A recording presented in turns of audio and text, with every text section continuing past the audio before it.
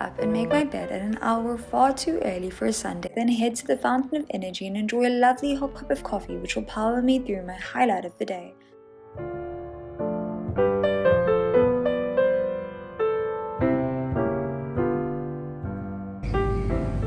I scribble a nice to-do list in a journal with more than the ink in it and head to the shower to get ready for the day. Next, I make my favorite breakfast in the world that I dream of when going to bed at night. I am convinced there's nothing that makes my heart happier than chocolate milk, even if it may be a breakfast fit for a toddler.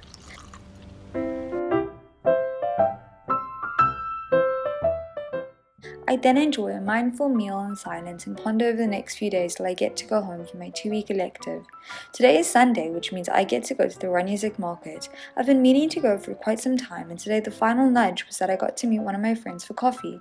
While we walk around and assess all the delicious goodies, we finally get the coffee and get the most warm greeting from the most beautiful lady, which absolutely made my day. We then wander a bit more and search for a table, but instead I find an overpriced peace lily and purchase it from the smiling lady. At this point I realize it's probably best for us to get going and return home to put my new friend in her cozy spot to settle in. It's now time to get back to work and tick some things off my nice to-do list. Plan to make a huge dent in it today so I'm not too stressed during the week. This is the complete list of core topics that will be assessed in our psychiatry test on Friday. So I then make lunch with whatever ingredients I can find in the freezer. Today's special is cauliflower rice, sweet corn, edamame, and shoyu sauce. I only discovered shoyu sauce last September and I've been addicted since. It's the simplest recipe and delicious in poke bowls which have the added benefit of being super quick and easy to make. I then grab a healthy beverage to accompany my lunch and enjoy some telly time. I am currently binge watching Anna Delvey on Netflix and I find her to be a very interesting psychiatric profile, and I convince myself this is technically educational content. The afternoon brings more reading and blurting, which is where I try to scribble all the information I can recall onto a blank page to assess what I don't know.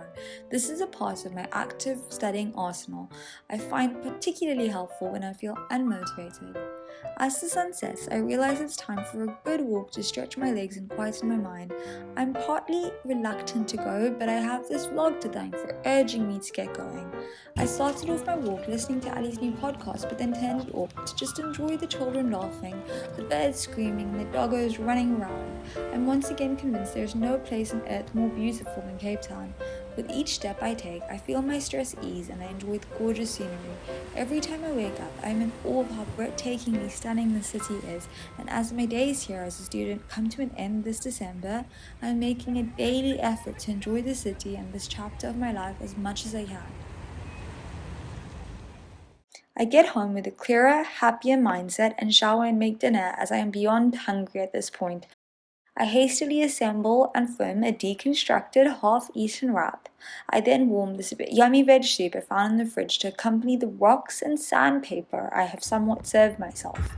I share my dinner with employees of Superstore and call my mom and dad to see how their day was.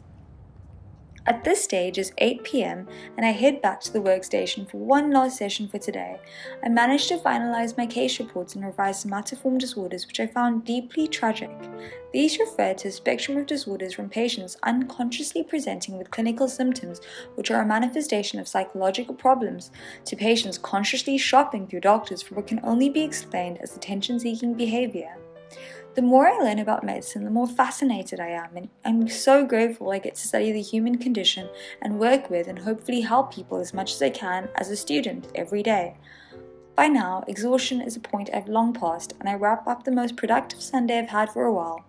I head to my bed and enjoy a chapter of Ego is the Enemy by Ryan Holiday, which is soon followed by the sweet bliss of sleep.